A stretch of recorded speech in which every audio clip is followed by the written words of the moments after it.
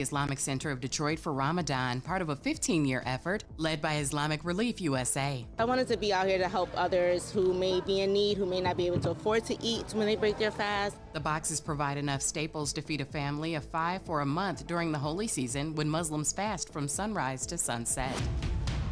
Entergy Mississippi says power is finally restored to all customers after nearly 3 weeks of outages that left more than 87,000 people in the dark. Over 2,000 line workers from across the country helped rebuild the grid. And Public Enemy is reimagining their classic He Got Game with a new women's empowerment anthem titled She Got Game, featuring Flau'jae, Redna MC, and Cindy Blackman Santana. Proceeds benefit the Women's Sports Foundation and the Black Music Action Coalition's Female Fund.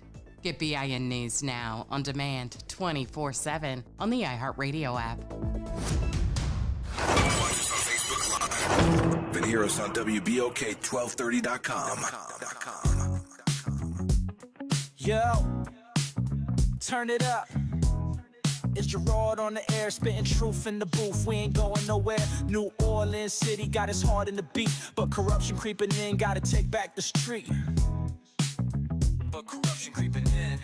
Gotta take back the street. From the French Quarter vibes to the Ninth Ward grind, he's the voice of the people, yo, he's one of a kind. Talking about the struggle, the hustle, the pain, but with each word he drops, he's bringing power to the game. Gerard on the radio, calling out the lies, bringing light to the dark, keeping hope in our eyes. He's the voice of the people, making changes unfold. In the city of NOLA, we're reclaiming our soul.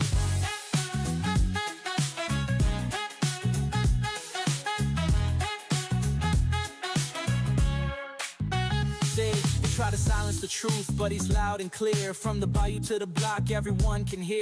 Got the people united, it's a movement, no doubt. With his mic in hand, he's breaking all the clout. City eat the official scheming, yeah, they playing it slick. But Gerard's on the line and he's ready to kick. For the schools and the streets, he's fighting the fight. With a heart full of passion, he's igniting the night. Gerard on the radio, calling out the lies, bringing light to the dark, keeping hope in our eyes. He's the voice of the people, making changes unfold. In the city of NOLA, we're reclaiming our soul. From the jazz in the streets to the gumbo pot, he's the pulse of the city, giving all he's got. Together we rise, united we stand. With Gerard on the radio, we're taking back our land. So tune in, y'all, let the truth resonate. With Gerard on the mic, we're rewriting our fate. In New Orleans, the power is ours to embrace. Keep it real, keep it loud, let's uplift this place.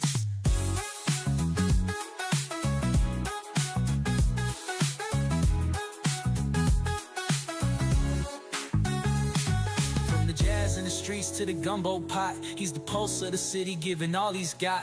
Together we rise, united we stand. With Gerard on the radio, we're taking back our land. So tune in, y'all, let the truth resonate. With Gerard on the mic, we're rewriting our fate. In New Orleans, the power is ours to embrace. Keep it real, keep it loud, let's uplift this place. Gerard on the radio, calling out the lies, bringing light to the dark, keeping hope in our eyes. He's the voice of the people, making changes unfold. In the city of NOLA, we're reclaiming our soul.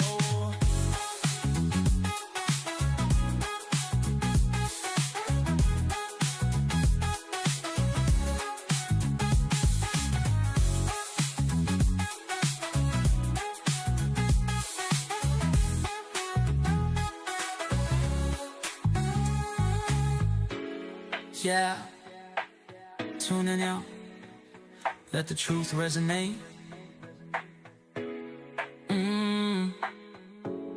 With Gerard on the mic, we're rewriting our fate. In New Orleans, the power is ours to embrace. Keep it real, keep it loud, let's uplift this place. Gerard on the radio, calling out the lies, bringing light to the dark, keeping hope in our eyes. He's the voice of the people, making changes unfold. In the city of NOLA, we're reclaiming our soul.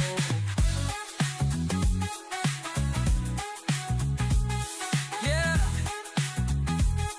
let the truth resonate. With Gerard on the mic, we're rewriting our fate. In New Orleans, the power is ours to embrace. Keep it real, keep it loud, let's uplift this place. Let's uplift this place. Hello. Let's uplift this place. Hello. Let's uplift. What's wrong with you today? We uplifting this place. You're not uplifting anything. You're just sitting there all humdrum and like Suzette piled a bunch of work on you and you just couldn't get from under it. You read my mind. you read my mind. Let me do this. We just taking care of business. That's all. Taking care of business. You guys were too quiet. I'm not used to that. Well, we were searching the webpage for WBOK just now, and all of our shows are not there anymore. So we were trying to figure out where all our shows were because they're not on the webpage.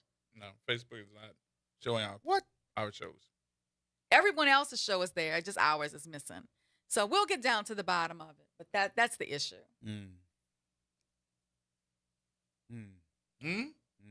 What you humming for? I'm just saying. Excuse me? Things that make you go, Oh, thank you for reminding me. That's something that I need to put back in there. Yep, things that little make piece. you go, I forgot about that. Yeah. Thank you. Thank you for doing that. Sure. Because I know it irritates Gerard. So I used to use it all the time. Anyway, welcome to the show. It is Monday. I know you're confused. I'm filling in for Dr. Shepard. This is Suzette Bagnaris. And today we're going to break down what we know versus what is still an allegation or in process about the Mardi Gras incident over the weekend regarding the crew of Carrollton Parade Sunday. As you know, several riders were removed from floats in the crew of Carrollton Parade Sunday. Allegations were that riders were aggressively throwing beads at NOPD officers, and to be specific, Black NOPD officers. The time of the incident was about 4:00 p.m., and the impact ended up causing a slight delay in the parade schedule. As of now, no arrests have been made, but the next step is crew disciplinary board review and an additional meeting between crew leadership and NOPD. This is important legally and socially. Right now, there are accusations, there are not charges, there were no arrests, and there is an internal crew discipline pending. So, we just want to talk about it. This isn't the first time that there's been an allegation of aggressive throwing at, people in the crowd. As a rider, I can say sometimes it is accidental that you're trying to get a bead or an object to a person in the crowd and you accidentally, because you're just a bad thrower, hit somebody else in the crowd. But there's a difference between an accidental hit, which, believe me, a rider feels really bad for, versus an aggressive, act of intentionally trying to hurt someone. So was this an intentional act? Were objects thrown directly at officers versus into the crowd? Were riders warned first? The body cam parade footage from the officers will show, and was alcohol a factor? It has been alleged that the riders on float 10 in the Carrollton parade were heavily intoxicated when they were removed from the float. So I got, that was very nice. That was a very nice commentary. But, I'm a little ignorant. And I'm just gotten to the point now where I'm like, I'm glad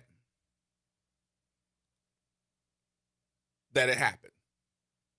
Really? Why are you glad that it happened, Gerard?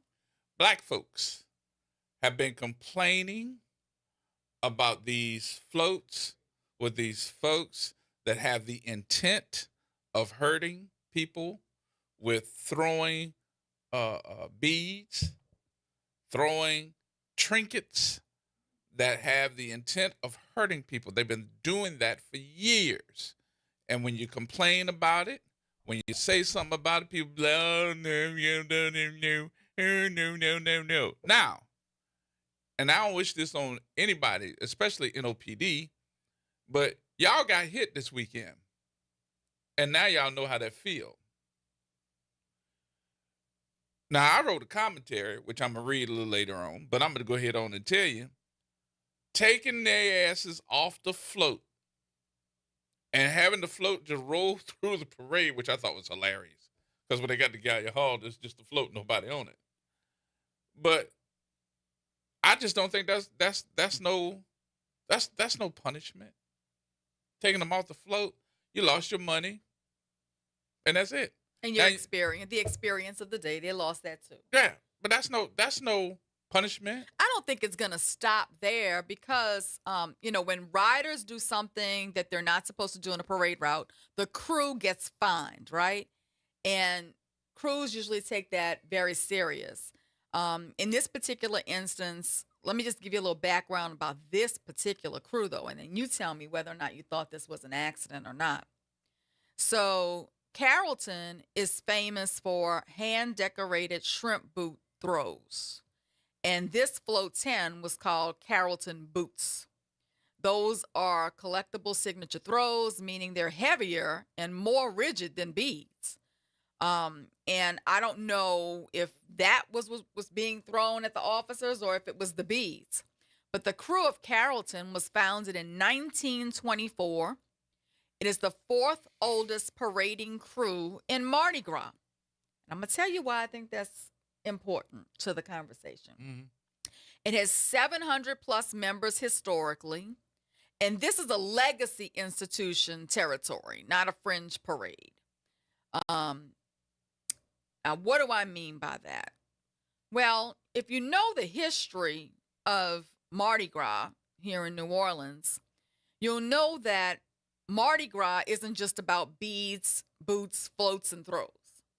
Mardi Gras historically has been about culture, power, economics, race, access, and that might be what this is about. What we know about the crew of Carrollton is it's the fourth oldest crew, right? Mm-hmm. Which means it's in the same neighborhood as Rex, Comus, Momus in terms of being founded in the city of New Orleans. Mm-hmm. And what we know is that some of those other crews chose not to continue to parade when they had to integrate Comus and Momus in particular. So, Comus and Momus in particular. So that's what we know about this particular crew. So for people who may not know, in 1991, Dorothy Mae Taylor, a then city council person, black city council person, introduced an ordinance requiring crews using public services to stop discriminatory membership practices. The city later required crews to certify that they did not discriminate in order to get parade permits. And this was revolutionary at the time. I remember being an 8th grader when all this was going on, right? Mm-hmm. This was revolutionary because before that, many crews were all white, all male, and socially exclusive based on wealth. So public hearings revealed exclusion of black people, women, Jews, Italians, and LGBTQ members. Old line crews withdrew from parading rather than integrating. And Dorothy Mae Taylor was vilified in the press. She was called the Grinch who stole Mardi Gras. Mm-hmm. But what she actually did was force this city to confront public discrimination in public celebrations. So before, access to these old line crews, like Crew of Carrollton, was based on race, family, money, and social class. And this is why Black New Orleans built organizations such as Zulu, other social aid and pleasure clubs, the baby doll culture, and second line culture, because exclusion forced cultural innovation on their part. Mm-hmm. So Mardi Gras, after the Mardi Gras ordinance, includes more diversity, more public scrutiny, more women, more corporate sponsorship, and more insurance influence to make sure that, crews follow the rules. Mm-hmm. So, do we think, given the historical makeup of this particular crew, the history of this particular crew, that this was an accident Nope. of beads being pelted on these black NOPD officers? Or No. do we believe that this is part of the culture of that particular crew? So let me go to something, and this is what I said I was going to talk about. One of which was the fact that we need to go back a year. If nothing else, go back a year. And that was everybody all upset because, and look, I want everybody to understand something. I'm not sitting here saying that she was right, but your mayor at the time, Cantrell, had one of those crew floats to go by her when we were at Gallia Hall. And they were all in there giving her the finger and talking mess and da-da-da. What they didn't expect was her to give it back. That was what was recorded, and that was what was made the news. What the other folks didn't see was all of them giving her the finger and calling her everything but a child of God. But y'all know Cantrell didn't play. She gave it back to him. And they were like, oh my God. Oh, I can't believe that she's doing it. Tape her, to videotape her. And what they did was videotape her one way. Yep. And that was facing her, but not facing the event. What they didn't expect was that there were people on Gallia Hall stands that were also filming recorded the whole thing. And the crew you're referring to is the crew of Tux. Mm-hmm. And they videoed Mayor LaToya Cantrell making the gesture back toward the float. The event happened, like he said, at Gallia Hall when they were passing. The video showed the mayor making a middle finger gesture at the float. And the city's response when the mayor was called upon it was Mardi Gras is a time where satire and jest are on full display. The mayor said she was responding because a rider made the gesture toward her first. And she said she felt it was disrespectful to the city she represents. The crew of Tux did apologize, and the member who prompted the incident was removed from the crew. Tux historically is a satirical parade. They pride themselves on being irreverent. If you look at their floats do have a lot of political commentary. They have a lot of political humor, and they are boundary pushing. They're making fun. Actually, a lot of the members who are in Tux are really making fun of Rex. I don't know if you realize that. A lot of the people who are in Tux are children of people who were in the crew of Rex. And so they're making fun of Rex by having the throne be a literal toilet.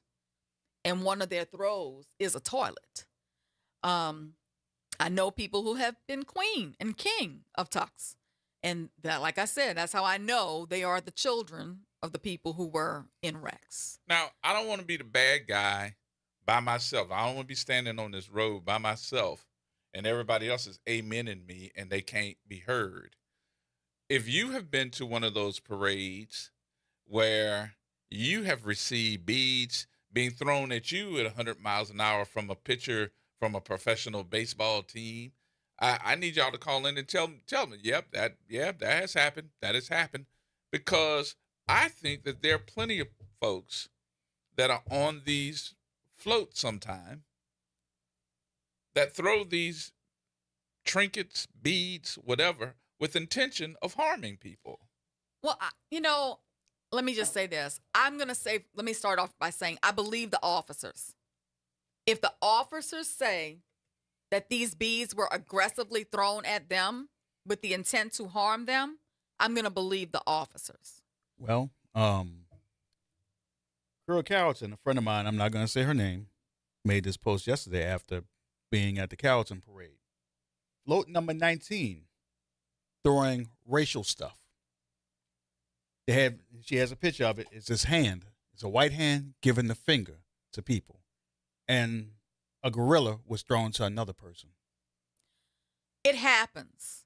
Look, we've been in the crowd with our kids and have seen racial things thrown off floats in the past. And last year they were throwing bananas. Right. I applaud that family for posting that and bringing awareness to it. They should call the captain of the crew and send that picture to the captain of the crew and to the city. I told her to make tags, and she came back and made tags with Crew of Carrollton, NAACP, WDSU, WWLTV, WVUE, Fox 8, and Empower You NOLA. She should also tag the mayor in that, because it is the city's responsibility to take action against the crews when the crews do something that's wrong like that? Let's take Cedric. Cedric, Yeah, I'm here. what's happening, brother? Hey, Professor Suzette. Man, thank you for. I love history and education. Man, you was preaching. But look, yeah, how you doing, Gerard? Look, Oh, yeah. in 1968, I was like 12 years old, right? See, right there, my sister lives in the Ivory Hill Project. Mhm. So we be standing there by Kraus. So I was 12, maybe 13, some other boys a little older. They was throwing stuff trying to bust our heads. I'm serious. They was really, and when we realized it, we started watching and following the float. But we also have to watch for the police too. And we start throwing stuff back at them, man. And look, and you know what's another thing too? When we were kids like this, dumb people will stomp your hand for them doubloons. The balloons are not worth what they're worth now. You know, people, they kind of cherish them because a lot of them young guys just take them doubloons and go in the French Quarter and sell it to tourists. But man, them people would stomp your hand. You were actually getting some fight behind them doubloons. But they intentionally throw stuff at you hard, Gerard. We thought it was a mistake at first. Wait a minute. They intentional. Or not throw to you at all. One of the things that was so heartbreaking for my kids when they were young So you dead in the face. is we would go out to these parades. No, we'd go out to these parades and they would see the white kids next to them getting, Come on now. you know, a lot of things thrown to them. And then my poor kids are standing there and they get nothing thrown to them. You bring them up to the float on your shoulders and they're handing to the little white kids over your child because they're not going to give your child anything.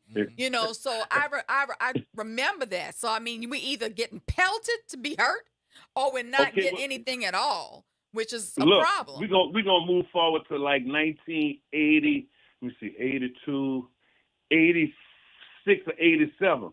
We on St. Charles Avenue. We go with the kids for protection. And my wife, because I ain't really was crazy about that Mardi Gras stuff once I got to be grown. So my youngest daughter, she's the most powerful one in the family. She was standing back there with her arms full with that mean. I said, boo boo, what's the matter? They throwing everything to the white people. I said, what?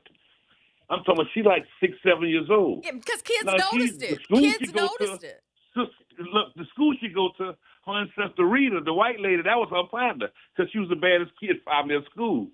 So, you know, and this wasn't no stuff that we taught them.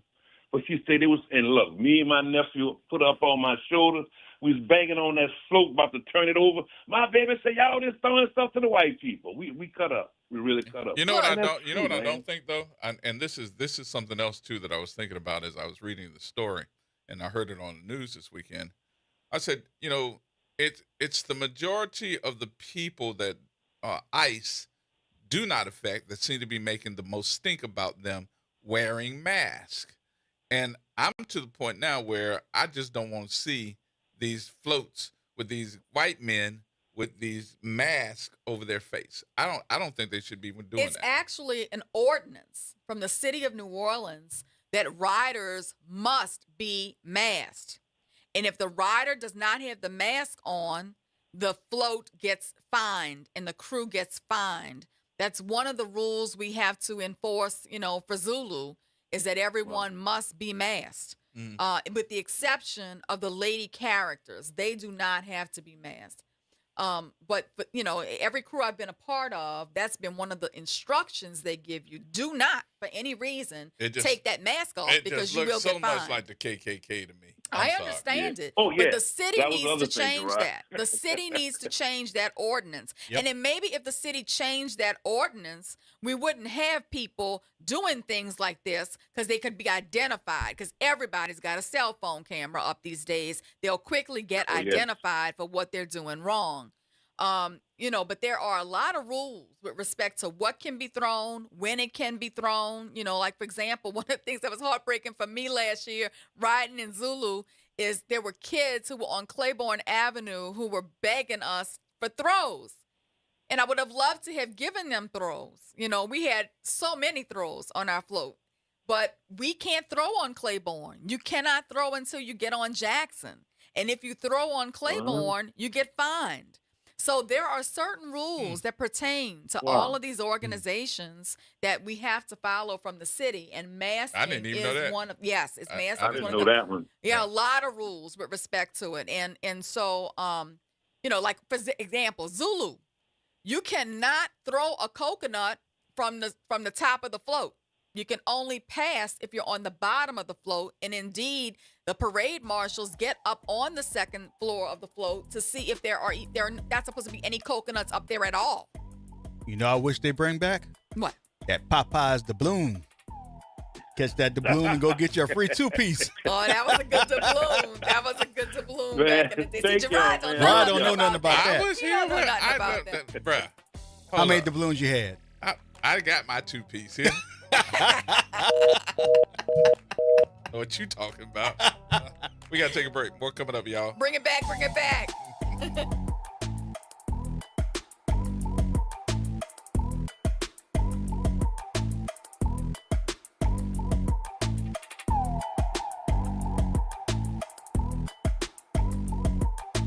Hoops, Heat, The Truth, On Demand. Ball Don't Lie is now live on all podcast platforms. Tap in, search WBOK Media, find Ball Don't Lie, and bring the fire with you wherever you go. Download, share, and leave that 5-star review, because the game doesn't stop when the show ends. My wife was frying okra. She's from Mississippi, so that's her favorite thing to do. She left the burner on high, and it didn't take long to ignite. So I ran to the stove, grabbed the pot, and that's when I got burned from a grease fire. And yes, the pain was, it was bad. Oh, Blue Cross treated me great with the recovery process. On the financial side, it would be expensive without Blue Cross. And that's what I was worrying about, because I was out of work for 3 months. I'm Chad. I'm from Baton Rouge, and I had Blue Cross for 10 years. I don't eat fried okra. That's the funny story. Louisiana Blue. The right card, the right care.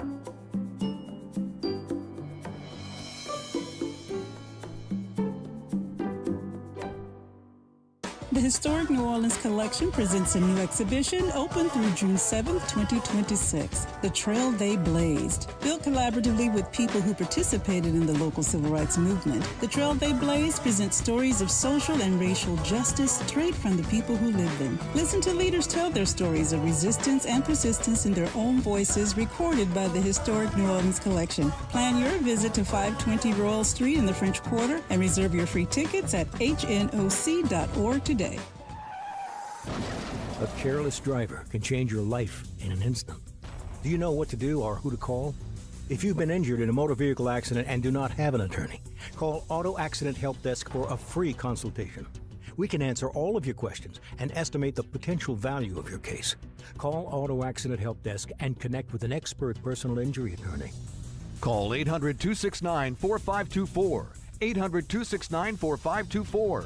Don't worry how to handle your medical bills, lost wages, and pain. We will get you the money you deserve. They got me way more than the insurance company offered. The consultation is free, and you do not pay any legal fees unless we win or settle your case. Make the smart call. If you've been injured in an auto accident, call Auto Accident Help Desk for a free legal consultation. Call 800-269-4524. 800-269-4524. 800-269-4524. Making a difference in the community. WBOK 1230 AM. Here we go. The reality check on WBOK 1230 AM. All right, folks, welcome back. Welcome back. It is Monday. She's back in the building again. Yes, indeed. I'm spiraled. Was that right, Wick? Not spoiled. That was the right pronunciation. Spiraled. Right. Okay, I'm spiraled because the attorney extraordinaire is in the building, y'all. Suzette Bagnaris is here with us. And Ken, you're online too. What you say, man? Hey, what's going on? What's up, Suzette? Nothing much. I am just trying to take it easy through this cut. But, look, a whole lot of things have gone on in Mardi Gras for years and years and years. our Mardi Gras, African American Mardi Gras, which goes on Claiborne, down to under the bridge and those things, Zulu. I don't even partake anymore in the other things because yes, people do hurl beads 90 miles an hour, hit you in the face. I remember this must have been 89. I'm on Canal Street in front of Marriott, and I'm looking at this girl, and I'm about to go over and talk to her, and somebody saw me, and as I take my first step forward, bam, right in the face. I don't have on my glasses or anything. I just get popped with beads, and the girl has to walk me over to the emergency services because I was really injured, you know. I was lucky that all I had was some swelling around my eye and a couple cuts on my face. But, yeah, they try to hurt people. So that's the thing. My thing is we should support our own people, our own things, our own activities. I mean, what's new about Rex and Comas, you know, the Boston Club, the Pickwick Club? We know who these people are, you know. These are the same folk that don't want nothing to do with you no other day of the week. So why do we support them? You know, in terms of that. And thinking in Mardi Gras, these people who are members of these clubs who act the way they act, find out who they are, don't support their businesses. Turn off the money. You know, turn off the money. But on another note, to Suzette, this is Ken Jones, Suzette. I was, of course, a student of your father's when he was principal, and he would always march with the band every year and was out there all the time. You know, for those who do participate still, you know, be present, be with your kids, especially if they're marching bands activities, because they need you to be around. They need your protection, because sometimes some of these folks are a few screws to the short side. Thank you for the time, and take it easy, and thank you for what you do, Gerard. All right, Ken, Appreciate thank you, buddy. That's one of my fondest memories of my father as a principal. The school that he was principal of could not be in the parade unless he was out there. Really? He marched in every parade, be it Kennedy, St. Aug, even Prep, when he was principal at Prep. He never missed the opportunity to march with the kids. He felt it important that he be out there, you know, just to protect them, to make sure they were okay, and make sure that he had a lot of parents walking on both sides of that band, parents and teachers, to protect them. Because these kids, too, get things thrown at them while they're marching. Right. And they, too, are subjected to racial slurs while they're marching. I remember this was told to me. That said, you know, St. Aug was that band that got a chance to march when it was not popular for black high school bands to march in Mardi Gras. And they would march through the French Quarter. And when they would march through the French Quarter, that was something to see a black band march through the French Quarter, which was St. Aug. But it said that when they marched through there, that they were being called everything but a child of God. Well, I got to tell you, when my dad was assistant principal at 35 and when he was principal at Kennedy, I was the school mascot. So I got to march with the majorettes from 35 and from Kennedy. Yes, indeed. And so I'm telling you, I had a blast. That one was too easy. Yeah, I know. I'm not touching I know. it. I ain't touching it, though. Even when I was doing that, like the little majorette mascot, you know what I'm talking about. And so anyway, when I was doing that, people would say horrible things. Like they really were, you know, screaming racial slurs at, you know, these kids who were just trying to be involved in an extracurricular activity. And so you would have two extremes. You'd have families coming out to cheer on their kid who was marching. Right. And that was a beautiful thing to see, right? And my mom would catch us 5-6 times. I don't even know how she got around the city to catch us 5-6 times in one parade. But, you know, and you're so excited to see your people yelling for you, cheering for you. And then at the other end of the spectrum, you have these, you know, men, grown men, jumping out to gyrate on little girls who are marching, or, you know, sexualizing them or saying racial things to them. And that's the ugly side of Mardi Gras.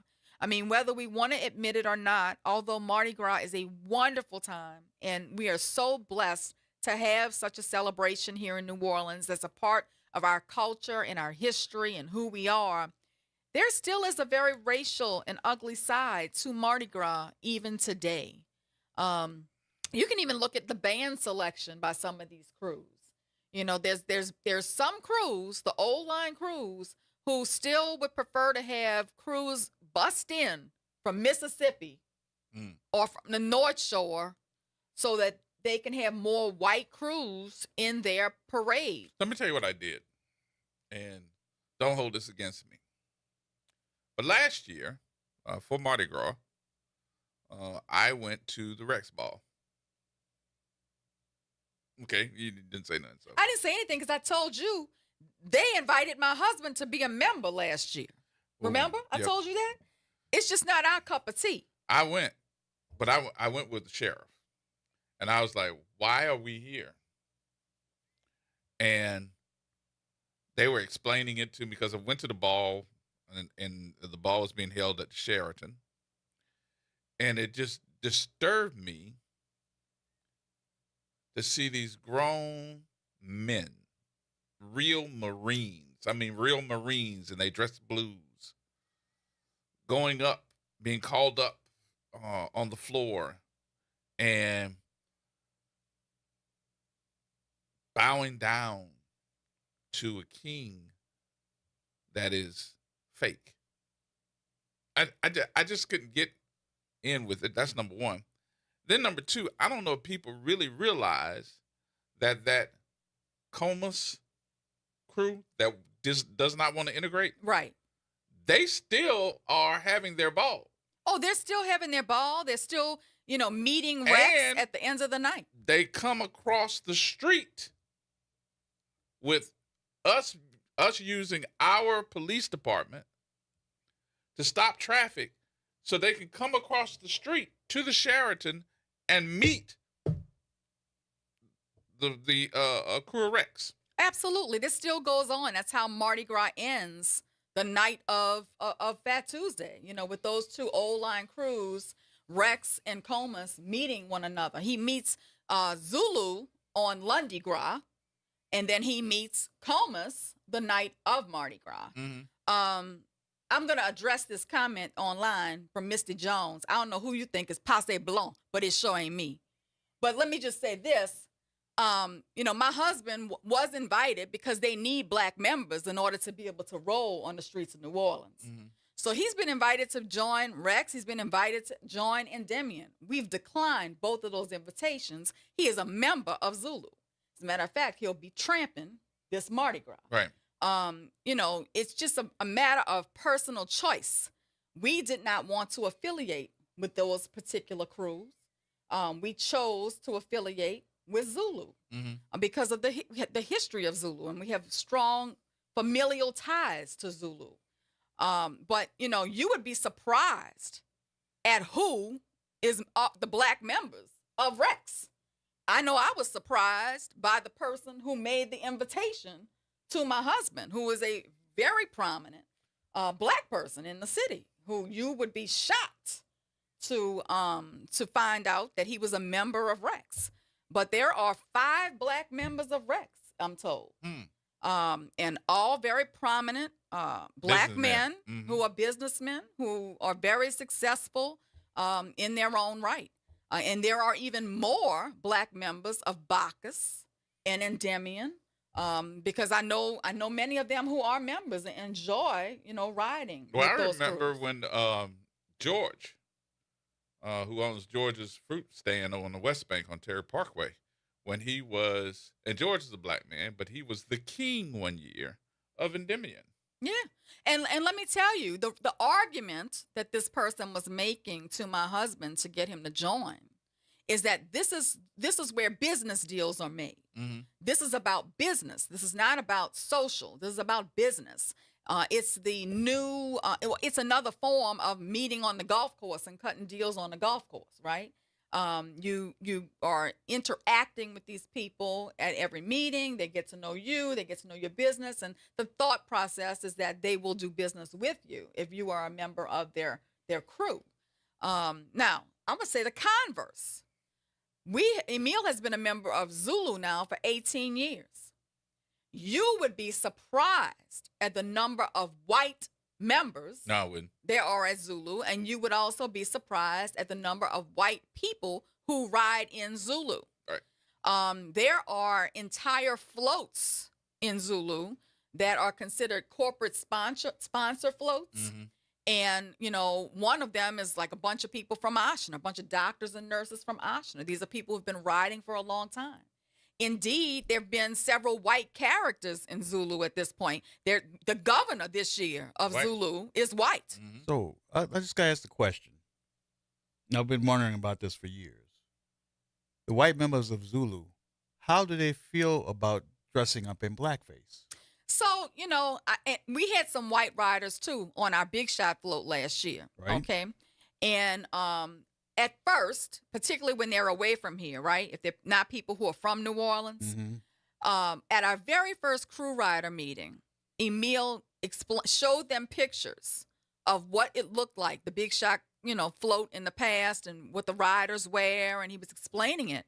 And he literally had to go into the history of why Zulu wears blackface and explain to them it's not minstrel show type. It's not being a racist. It's not a racial thing. You should not get backlash from wearing blackface to ride in Zulu. It is their form of mask, which is historic for them.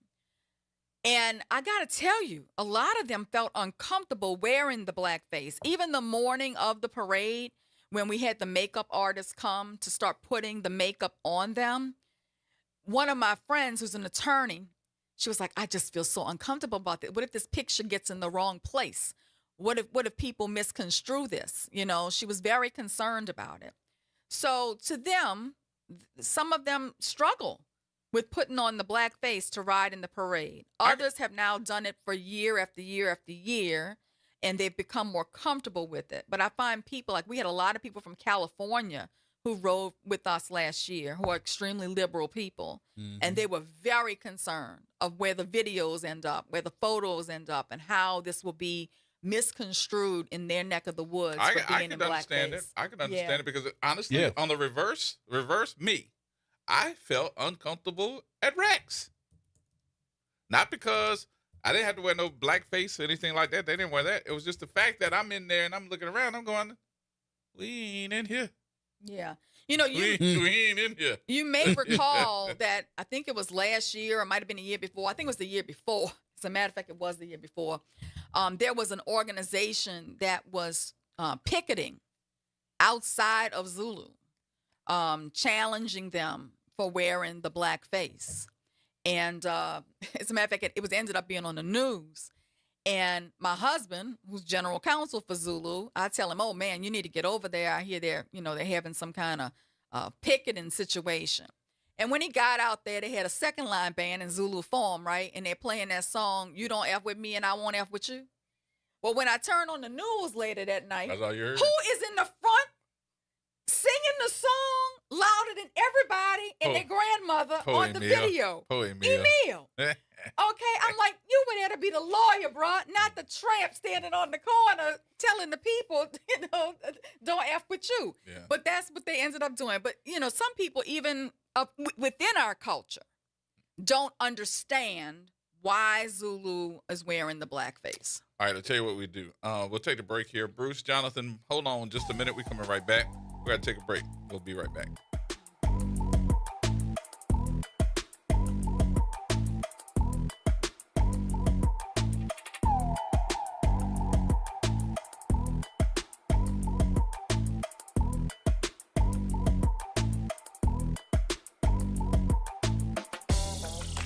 Hey everybody, it's Graylin Bryant Banks. And Kimber White Dupree. From the front porch, y'all. You know how we do every Monday. It's Moving Monday. And Tuesday, it's Trivia Tuesday. And y'all know we have nothing but bad cheering coming through here on Wednesday. But stick with us. On Thursday, we travel. That's right. And Friday's Free Your Mind Friday, so get your brass up. Something on your mind? Want to get it off your chest? Holla at your people. WBOK 1230 AM, the station you listen to. All day long. Saturday, February 14th, join WBOK for a special LCMC Health edition of Keeping You Well Cafe. Meet me, Kimber White Dupree, Endymion Saturday from 2 p.m. to 5 p.m. outside the University Medical Center. I'll be broadcasting live in front of the parade route, and a special team of medical professionals will be stopping by, ready to give you tips to keep you healthy this carnival season. Don't miss this special edition of LCMC Health, Keeping You Well Cafe, and WBOK Broadcasting live on Saturday, February 14th from 2 p.m. to 5 p.m. LCMC Health tomorrow starts here.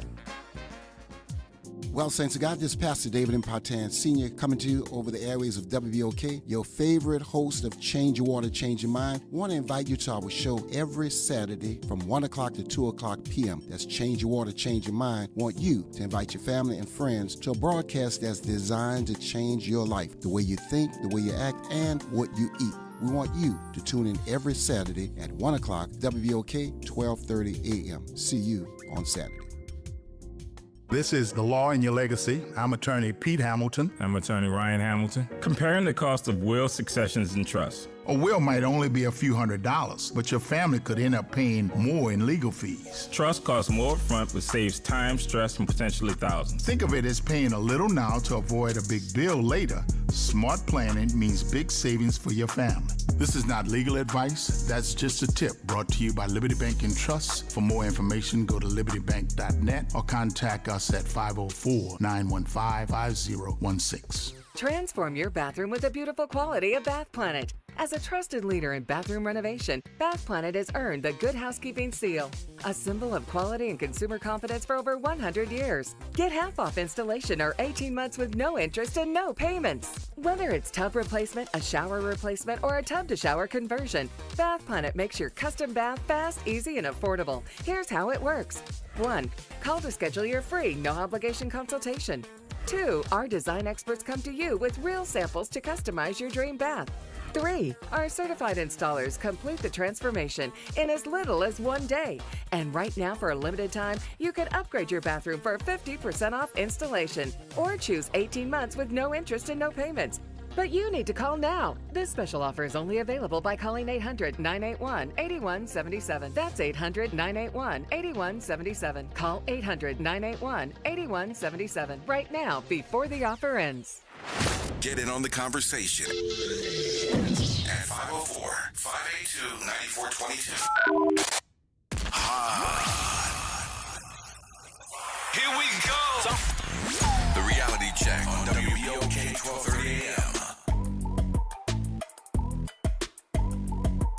All right, folks, welcome back. Welcome back. Gerard Stevens with you. Attorney Suzette Bagnaris on AM and FM, y'all. 1230 AM, 107.1 FM. Make sure that you check us out. All right, Bruce, you've been holding. What's going on?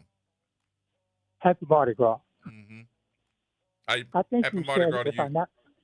if I'm not mistaken, you said Comus crosses over to meet Rex. Did you say that? Mm-hmm. It's the other way around. Rex goes to Comus. Okay, it's across the street. Right. Rex crosses over to meet Comus. Okay. And everybody at Comus has a mask on. Nobody knows their identity. You remember? No, can't afford that. Oh, you do it if you can afford it? No. Don't like crowds. Yes, indeed. Don't even go to Mardi Gras anymore. So you don't. Too old for that. You said you didn't go anymore. Which ones did you go to? I went to all of them. Okay. Went to a lot of them. My grandson is with the parade group. He goes to Plussies across from the Tomei Center. He's marching. He marched with the crew of Mars. I think who else? I forget who else he's marching with. But I go to that. I watch him. But that's the extent of that. Who he marched with? Plessy. Homer Plessy School. Oh, yeah. That's in the French Quarter, huh? Isn't that in the French Quarter? Yeah. Okay. Right across from the Tomei Center. Yeah. Okay, cool. Yeah, have a good one. All right, have a good one. Happy Mardi Gras. All right, Jonathan. What's going on, man? How y'all doing today? Good, brother. How you been? Doing well. How are you?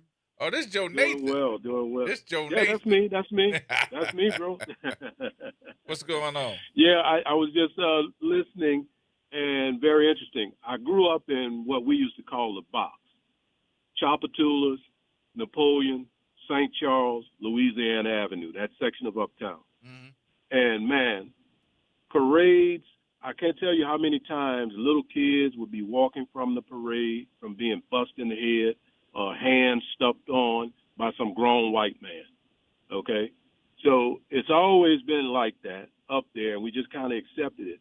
I never was a big parade person. I would go out on the parade routes just to hang out with friends, stand off to the side, and talk, because of that. Because you knew and you understood. You're standing there screaming and hollering for beads and doubloons, and they weren't going to throw anything to you, especially with all the white people that stayed up that way in that area. They weren't going to throw to you, and we understood that. And I never forget, and this is no knock on anybody, but I went to my first Zulu parade when I was about 12 or 13 years old, okay? Somebody told us, y'all need to stop going to those parades up there, in the white neighborhoods and come to Zulu. And we get to Zulu, we walk from where we lived at, we get there, and Zulu was throwing like crazy to white people in the section. And, foolishly, I foolishly as a kid, I was like, man, I'm not coming back to Zulu parades anymore. They're not supposed to be throwing at them white people like that. And that, but that's how it came off to me. Now, mind you, I have a number of friends, classmates, relatives who ride and are members of Zulu. But I had a bitterness towards Zulu for quite some time growing up because of that experience. Fast forward, I didn't go to my first Zulu ball until I was in my late 20s, early 30s, okay? And, but I just had a thing about it. And Ms. Bagneris, no disrespect or anything like that, but I'm one of those people, I have a problem with the blackface. Because I think, to me, this is just me speaking, not to anybody, this is me. I feel it's a little hypocritical. With me, it's like the N-word, right? You know how we get teed off if somebody says that, but we won't stop saying it to each other, So that's how I kind of feel. Now, I understand the history. I do know why they wear the blackface. I do know. But I just can't bring myself to accepting it. And especially when I see the white riders, because I know they have a lot of white riders. And I did hear that the other day, that one of the characters is a white guy. That doesn't set well with me, seeing them up there with that. And I can understand them being uncomfortable with doing it. So that when you brought that point up, I was like, yeah, and like I said, I know a ton of people in Zulu, a ton of friends, few relatives, classmates, that kind of stuff that's in Zulu. But that's just one thing that over the years I have not been able to accept. And you're not alone in that. I mean, like I said, I saw it from the other perspective, the other side. Actually, my husband being a float captain last year and being a character, and us having to, manage our riders, prepare for Mardi Gras, and explain to them, the context of the face paint, the grass skirt, like the whole thing, because they didn't want to be disrespectful. And I appreciate the fact that they did not want to be disrespectful and that they asked about it, But it is something that many people do have a problem with. I get it, but to those Zulu members, to hear them talk about it, for them, it's kind of become a matter of principle. They were inspired by a 1909 theater skit about the Zulus, Never Been a King Like Me. The group's earliest members, donned their notion of tribal garb, Zulu tribal garb. They were too poor to afford masks. They mimicked Zulu war paint to comply with city rules that a carnival parade participant had to hide their identity. And for them now, it's become so rooted in who they are, just like the coconut, that they just don't want to give it up. They don't want to be made to give it up. Let's say that. Yeah. They stand on the principle of we are who we are and you're not going to change it. And like, for example, the city of New Orleans has been trying to push Zulu for as long as I can remember to change its traditional route. They want Zulu to run the exact same route that Rex runs and the float parade runs, the truck parade runs. And they say that the reason why they want Zulu to abandon its original route is because of police protection and the cost of police protection and all of that, right? Crowd control, things like that they cite.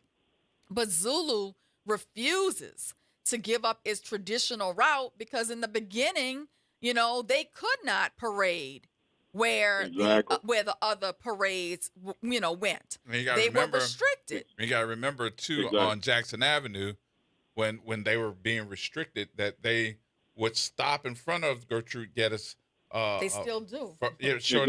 A funeral home, and would do the king's toast and the queen's toast. That was their place where they did all of their toasting. Right. Yeah. Right. Yeah. You know, I had relatives that stayed around the corner from there, my aunt, and I can remember that vividly, them doing that. And but like I said, getting back to the mask thing, and I was always told by my older relatives that when I asked a question about the mask, why so many people had masks. Well, back in the days in New Orleans, people used to mask on Mardi Gras Day because it was a day that you can get at one of your enemies and have a mask on and nobody know who you are. When was that? They're all over the city. Now I got to tell you, one of the things that I saw, this is what I saw, and I think this is something that if you've never seen it yourself, you have got to get up at 4 o'clock in the morning and go out there and see the skeleton folks. Skeleton crew. They pass around my office. That was a too. way. That was a way of scaring kids. Bad kids. You have got to see that, and I think that if you don't see the skeleton crews and when they do their chants, and I mean they're doing their dances and all the other stuff that goes along with it, the traditional Mardi Gras. If you have not seen that and gone under the bridge to see the Mardi Gras Indians and see the spy boy when he's looking for the other crews, if you have not seen that, you haven't seen Mardi Gras. You know, last year, because of the winds, I mean, we had this crazy weather last year from Mardi Gras that made Zulu have to shorten its route. And so, of course, that's the year we were characters, and we ended up not going the traditional route. We didn't get to Claiborne Avenue. We didn't get to Under the Bridge. We ended up disbanding last year at the Superdome. We didn't do the Basin Street thing. And we were so disappointed because both my husband and I have our roots in the Lafitte Housing Project. And so we really wanted to get under that bridge. And so did the King and the Queen. Kristen and Rodney really wanted to get underneath the bridge. And, you know, but I got to say this. The people who normally caught us on Orleans, on Basin, they came to Poydras. They came to where we were to see us, and that just filled our heart.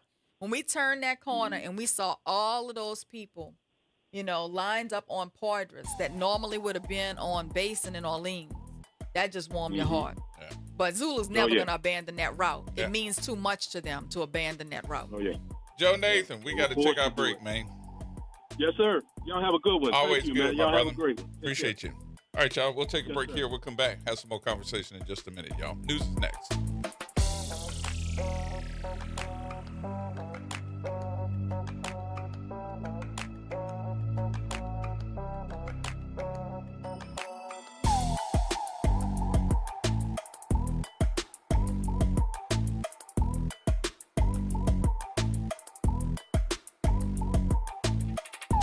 From the campus of Xavier University, WBOK Go and Equity Media Station.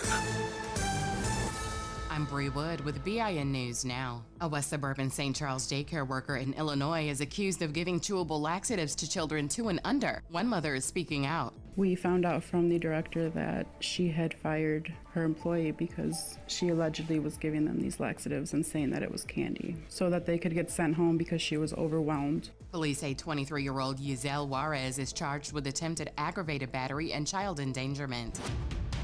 A month-long nurses' strike in New York City may be nearing an end as the union and 3 hospitals say they're moving closer to a deal, but both sides remain divided over pay raises for the 15,000 nurses who've been off the job since early January. And the thriller Send Help topped the weekend box office with $10 million in its second week. Solo Mio followed up second with over $7 million, while indie horror Iron Lung followed with $6 million. Get BIN News Now on demand 24/7 on the iHeartRadio app.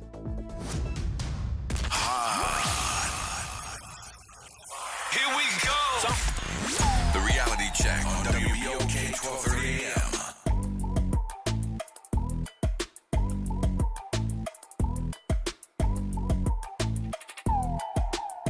All right, folks, welcome back. Welcome back. It is Monday. What you doing here? I'm filling in for Dr. Shepard. All right, ladies and gentlemen, the attorney extraordinaire is in the building. Suzette Bagnaris is here with us. And Galloway, what you say? Hey, what's going on, good people? How y'all doing today? Good, man. How you doing? Oh, no, I'm doing way better than y'all doing. I see Mardi Gras doing his normal foolishness. But two stories that caught my eye over the weekend. Mm-hmm. One involved the National Guard and the state police, and the other one involved NOPD interacting with the band again. Now, that National Guard and the state police happened Friday. Gerard, I'm telling you, God for is my witness. Wait a minute. What happened Friday? What happened Friday? The young man was detained by the National Guard and the Louisiana State Police by facial recognition. This man was a wanted sex offender of raping a child. This man had nothing to do with any of this stuff. But this happened on the parade route. The video's on social media. It's viral. They roughed this man up in front of his child. His child sitting there hollering and screaming. I've never had to witness my father go through something like that, and my son has never had to witness to me to go through something like that. So, wait a minute. But you said the man was a sex offender, and what else? Are you talking about, or are you saying that he was portrayed to be that person by He was portrayed by facial recognition. He was portrayed to be that. I thought they said they weren't going to use facial recognition to identify people here in the city. Exactly. So where's your mayor? Where's your city council? Oh wow! I didn't hear this one. This one here has been real low on the low. That's why they keep showing what happened to NOPD, because they don't want to talk about this facial recognition and how they had that man, how they manhandled him in front of his child. This happened Friday. Now the NOPD didn't have nothing to do with this, but it happened in the city. So that means the state police, I don't trust the state police. Mm-hmm. After they lynched Ronald Green, I don't know how a black person can even look at a state police. And the National Guard, I keep telling people, the National Guard is the bad news bears of the military. They are stupid and can't do anything correct. Yes, I said it. Come get at me. So that was one incident. Okay, so that happened in the quarters. Yes, you see that child? How that child is hollering and screaming, and they had the father face against the wall and got him handcuffed. That ain't right, man. And the mayor, God forgive me, Helena Moreno, where are you at? Where you at, JP Morrell? Where you at, WDSU, WGNO, Fox 8? Where are y'all? This is real. You look what just happened to Jefferson Parish. But in June of 2025, they just had to pay $200,000 because they arrested a man and kept him in jail for 2 weeks. So if I'm not mistaken, let me go back to this facial recognition issue. In the city of New Orleans, it was stated by several different council persons that they did not support the use of facial recognition here, especially amongst black people, because it's made so many different mistakes that they needed to go back and try to get this thing fixed. As a matter of fact, it became a big stink because there's an association, a nonprofit, that uses facial recognition, and they didn't want them to use it anymore. Exactly. They used it. They keep using it. They used it when the young man was let out of jail or escaped, however it went. They was using it then, and nobody said nothing. And I kept saying, hey, y'all are using the illegal facial recognition, the thing, and nobody paid attention. That guy, no, that was not the guy that they was looking for. The people don't understand. When using facial recognition, it happened to me and my brother. When I go visit my brother, he's a police officer. People cannot tell us apart, and I got locks and his hair is bald. But the face is what it looks at. So that facial recognition thing said that I was my brother. That's a true story. Mm-hmm. Now, the second story is with the band. NOPD, you need your behind kicked for this. This is the second year out of 3 that one of your officers has brushed up or tried to intimidate one of these high school band members. It happened right there on Canal, and I think it was about a Ritz-Carlton or one of them hotels. The video's on the internet also. Luckily, the black men that was around there, they went and checked that police officer. But don't mess with these band members. Police officers, you know that you are in the street. You see these bands coming by. Give yourself the courtesy and tell everybody to back up. or you back up, following a band member almost 2 blocks to check him and think nobody's supposed to say nothing to you. And lucky those men had cooler heads, because I thought they was going to jump on that cop. But this stuff is not what it's cracked up to be down there for Mardi Gras this year.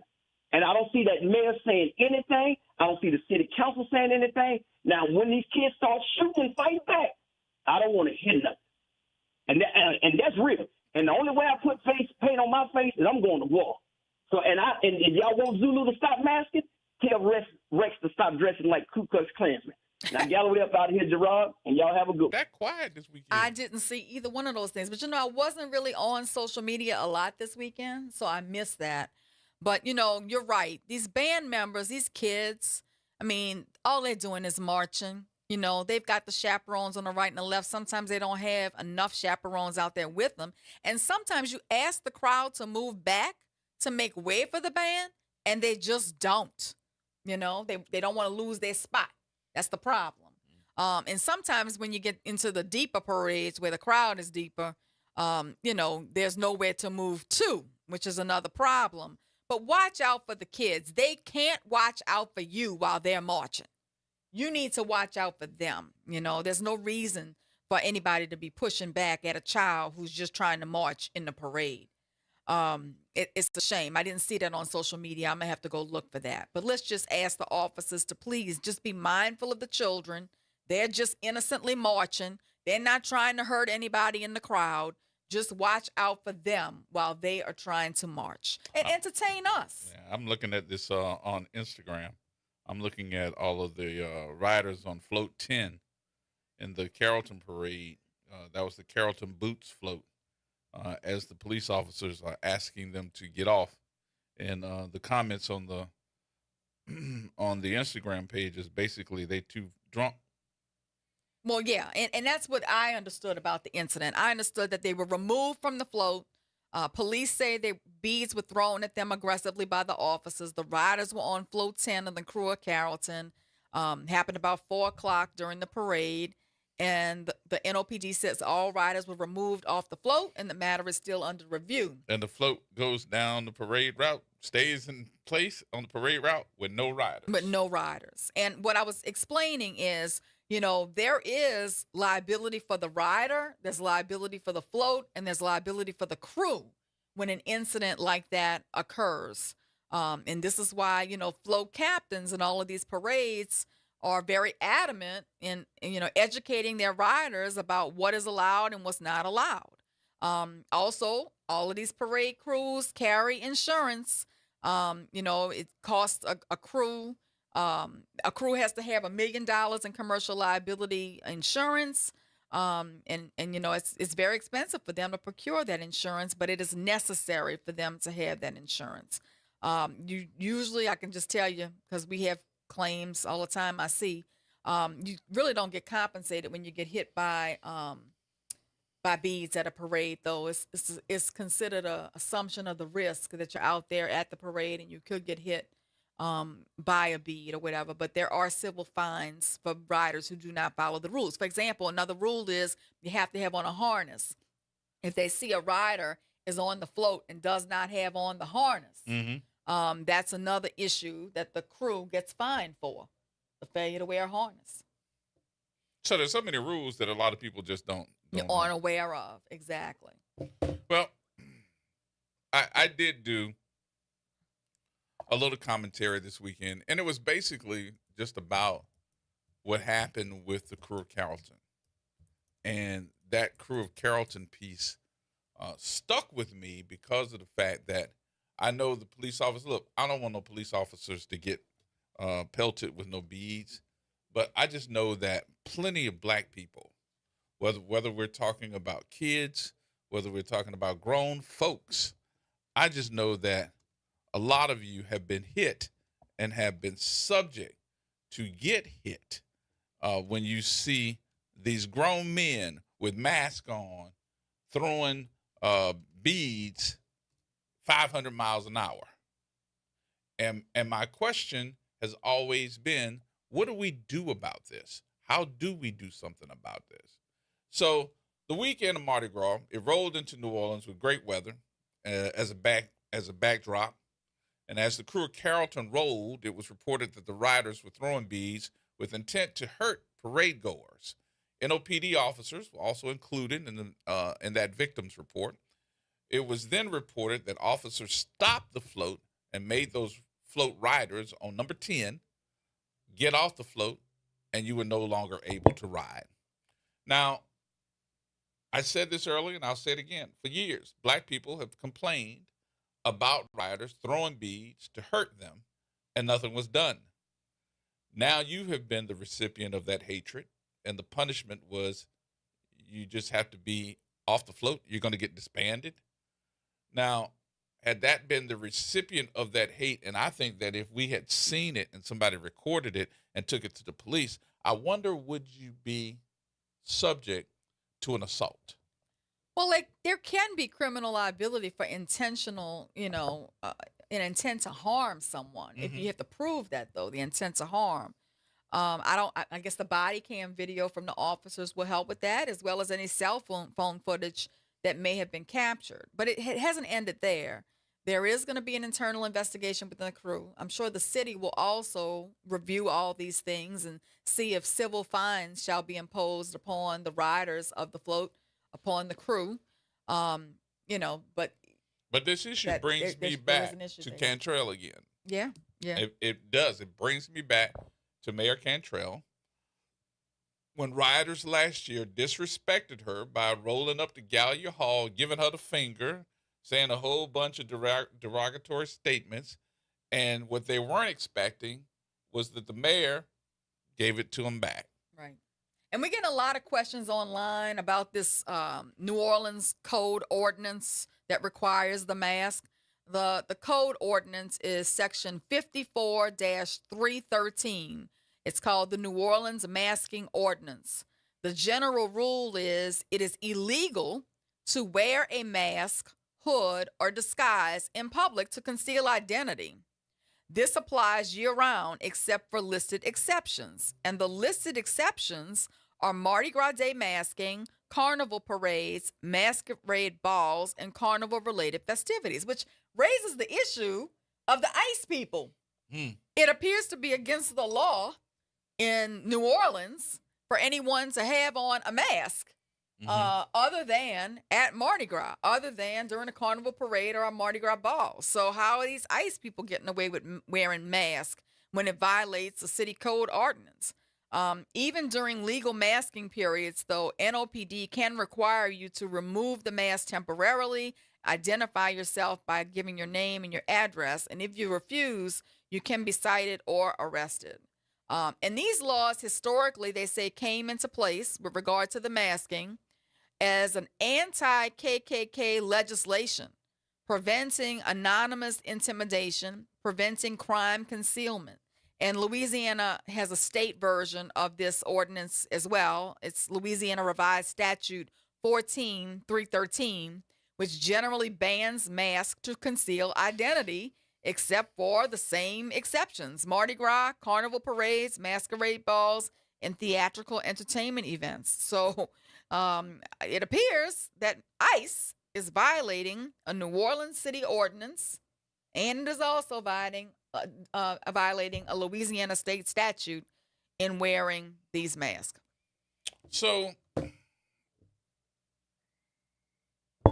don't know. I'm going to probably change the direction because it made me mad for a minute, and then I looked at it and said, oh, these folks, and I really do believe this. I really do believe this, and I don't care what nobody else say.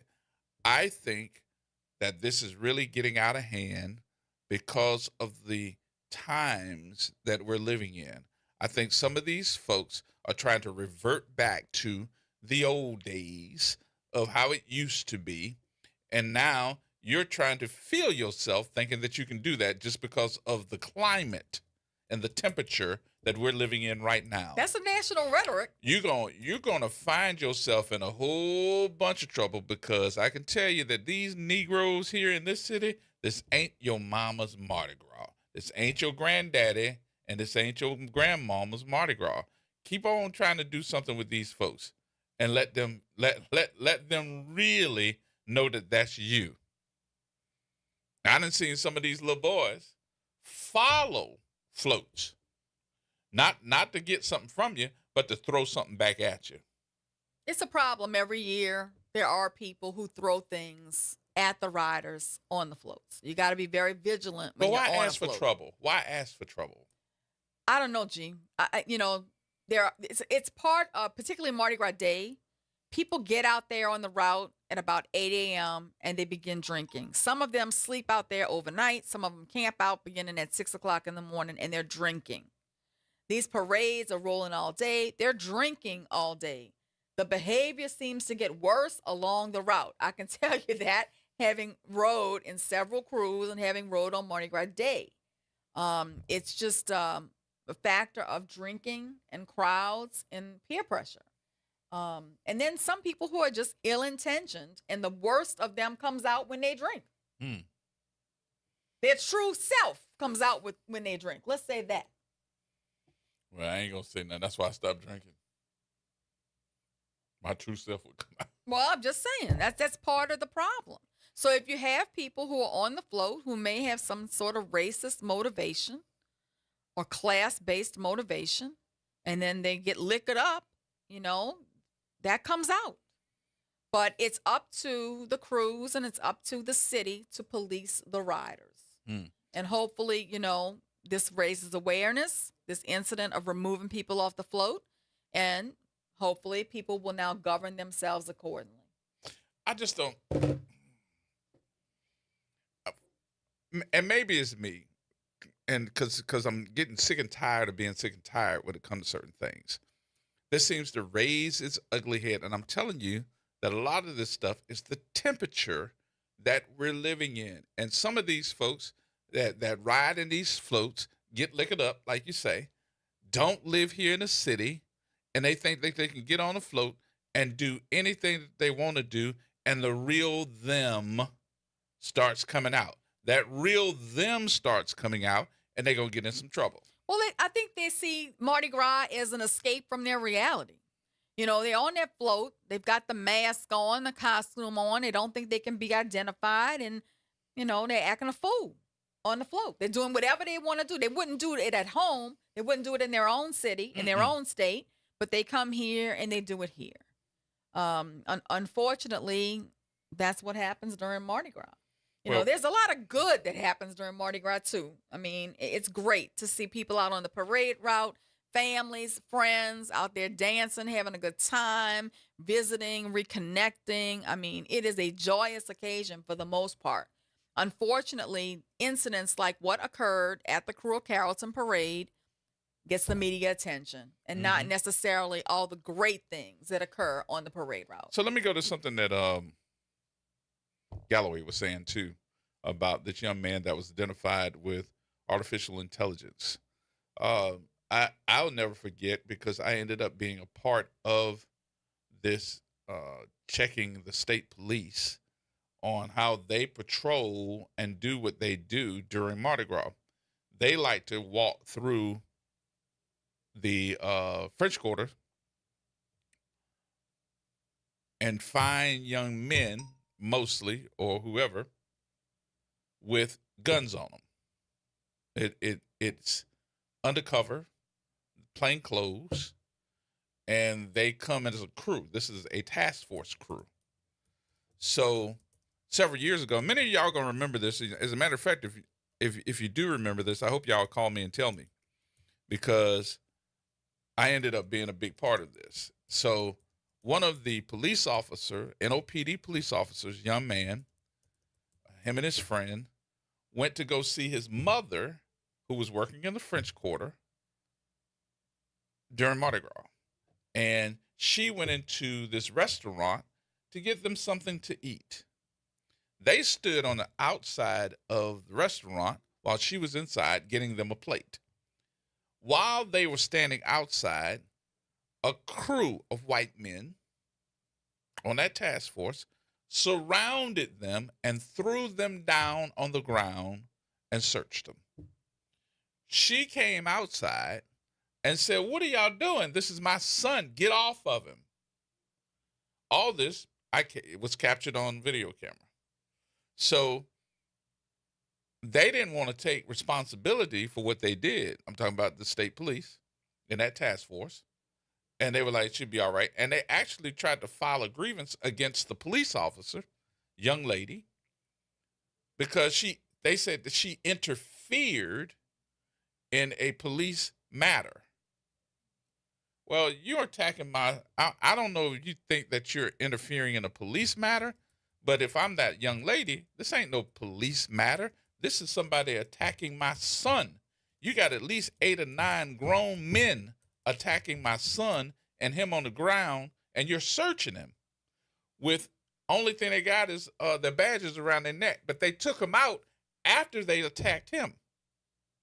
So this ended up being a big stink here during Mardi Gras, and they had I'll tell you who conducted. I don't want to give them no credit, but I can tell you who conducted the interviews at that time, and it happened at Southern University. I think like 2 or 3 weeks after that.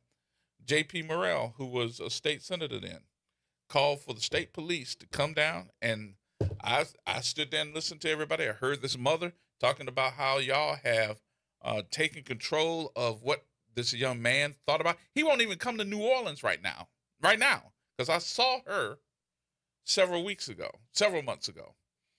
And all this happened, and I'm just standing there.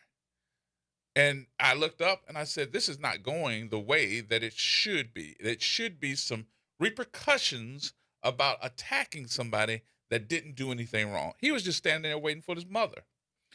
So I went up to the microphone. I said, you all are really missing the point here. And the point is, this young man didn't do anything wrong. He didn't have a gun on him. Y'all couldn't say that y'all had a gun on him. And I said, the third thing is what y'all forgot, really, instead of me just being an announcer that talked about this on my radio show, is that I just happen to have the only copy of the videotape of you all attacking this young man, because right beside where this happened, you all forgot that the restaurant has surveillance, and I got a copy of it. I still have it today. Boy, next thing I know, I'm surrounded by the intelligence folks at the state police. I ain't care. I was like, what y'all want? Well, we want to see, can we get a copy of it? I said, when I get a copy, I'll make y'all a copy. But I'm not going to give you the only copy that's there. I'll give y'all a copy. But as far as it is, it's not edited. It's straight off the and I don't want nobody pretending that this is not official. I'll make y'all a copy. As a matter of fact, you all can come with me to make the copy so that you see that this is the original version. What happened out of that? Don't know. Nobody ever said anything. But I know that young man didn't ever want to come back to New Orleans because of that. What happened to the officer? Because they actually put in a complaint against this officer, this mother, because of the fact that that happened to her son, and she jumped in and said, you all are attacking my son. Get off of him. Instead of them saying that they were doing what they did, they said that we're going to file a complaint against you because you're a police officer and you didn't let us finish a police investigation. They ended up dropping the charges against her. But what happened to them? And there were some folks from the NOPD on that task force as well. You ready? All right, go ahead. We're going to take a break, y'all. More coming up in just a minute. Everybody hold tight.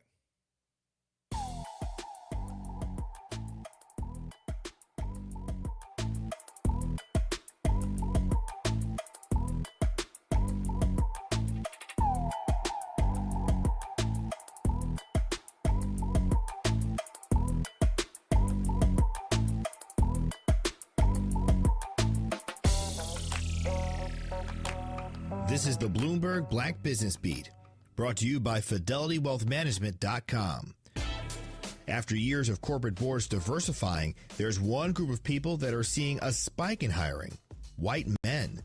Bloomberg Equality reporter Jeff Green says that despite the larger DEI pullback across big companies, this shift might be because of a different reason. The emphasis is on people who are CEOs or former CEOs. They're looking for that expertise, and over the last 5 years, that has been less emphasized. When you go for diverse candidates, you're just, by definition, they are much less likely to have been a CEO. While the rise in adding white men as board members isn't related to the greater DEI pullback in the corporate world, it does highlight how a lack of diversity historically in big businesses is still having an impact on hiring today. I'm Bloomberg's Justin Milliner on the Black Business Beat.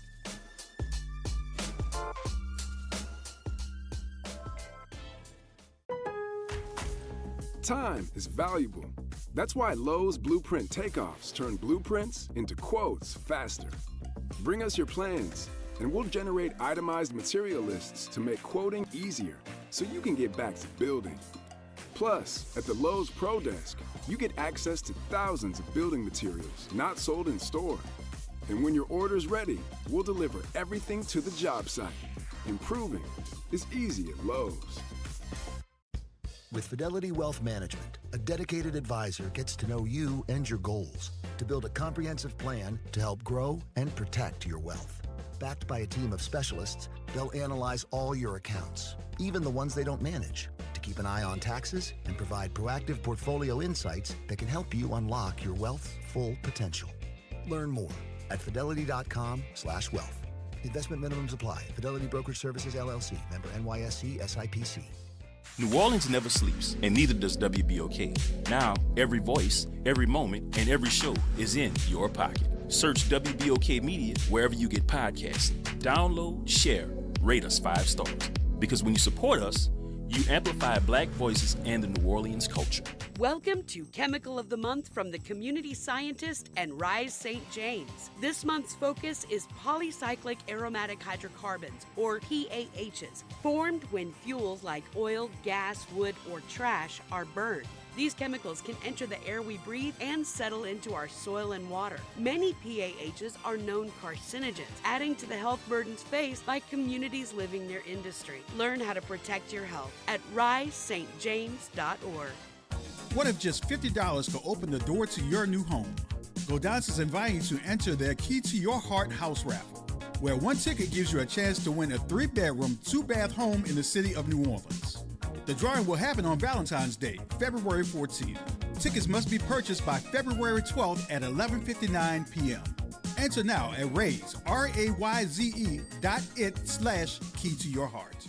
Ladies and gentlemen, boys and girls, welcome to another open enrollment update. Who do I have on the line today? Hi, you're speaking with Vanessa Scott of BSG of Louisiana. Can you tell us a little bit about what is open enrollment? The open enrollment period is for Medicare members that want to change from one plan to another. Why is open enrollment so important? Because a lot of people missed out on the annual enrollment period, so they need to have a one-on-one review. And if you have questions or concerns about your Medicare plans, what should you do? You just pick up the phone, call 504-621-3687. We even come out to your house. Zero cost to them. Get with BSG of Louisiana for your Medicare review. For church groups, senior communities, or disability organizations, call 504-621-3687. We are an independent insurance agency providing information about Medicare-related insurance plans. We are not connected or endorsed by Medicare or the U.S. government. Making a difference in the community. WBOK 1230 AM. Here we go. The reality check on WBOK 1230 AM.